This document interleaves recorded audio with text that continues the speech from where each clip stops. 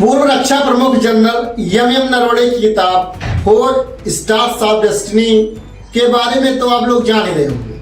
जी हाँ, वही किताब जिसको लेकर हाल ही में राहुल गांधी और पूरे सत्ता पक्ष में जमकर हंगामा, और इसी हंगामे को देखते हुए अब सरकार नया नियम लेकर आने वाली है। जी हाँ, अब रक्षा मंत्रालय एक ऐसा नियम लेकर आने वाली है जिसमें सेवारत और सेवानिवृत्त यानी जो इस वक्त सैन्य अधिकारी हैं या पूर्व में सैन्य अधिकारी रह चुके हैं, इन दोनों को ही कोई किताब लिखने से पहले रक्षा मंत्रालय से अनुमति ले लेंगे। मतलब कहने का यह है कि अगर रक्षा मंत्रालय को उचित लगा कि यह किताब छपनी चाहिए तो फिर इसको लिखने की अनुमति दी जाएगी, अन्यथा नहीं दी जाएगी। अब इसे आप तानाशाही कहेंगे या देश की सुरक्षा, क्योंकि जरूरी नहीं है कि जो सैन्य अधिकारी किताब लिखना चाहता है वह सिर्फ सरकार का गुणगान लिखे या सरकार की ही बड़ाई उसमें करे।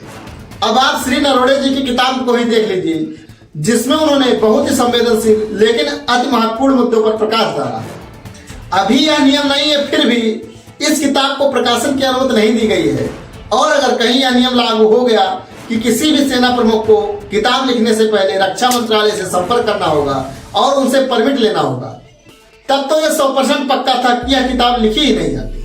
क्या यह सही है कि सेना प्रमुख जैसे अहम पद पर बैठे हुए लोगों को जब कोई किताब लिखनी पड़े तो वह रक्षा मंत्रालय से परमिशन लेकर लिखे? उसे उसके साथ जो घटित हुआ वह लिखने का कोई अधिकार नहीं, क्योंकि इसका मतलब तो यही हुआ कि जो रक्षा मंत्रालय को अच्छा लगेगा, यह साफ कहे कि जो सरकार की चटकारता करेगा उन्हें ही किताब लिखने का अधिकार।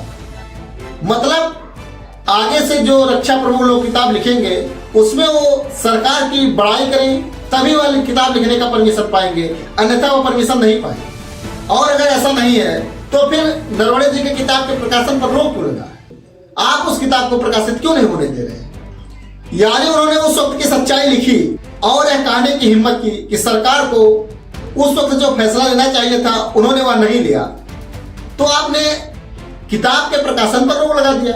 और अगर कहीं आपने यह नियम ले आया कि किसी भी सेना प्रमुख को किताब लिखने से पहले गृह मंत्रालय से परमिशन लेना होगा, तो फिर ऐसे किताब या यूं कहें कि ऐसी घटनाएं लिखी ही नहीं जाएंगी और ना ही बाहर आ पाएंगे। फिर सरकार अपनी छाती ठोक कर देश की जनता के सामने अपना जयकारा लगवाती रहेगी।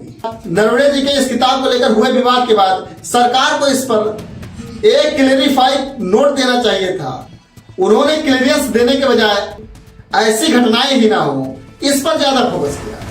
मतलब ना रहेगा बांस और ना बजेगी बांसुरी, यानी सरकार कमियों को दूर करने के बजाय कमी उजागर ही ना हो इस पर ज्यादा ध्यान दे रही है।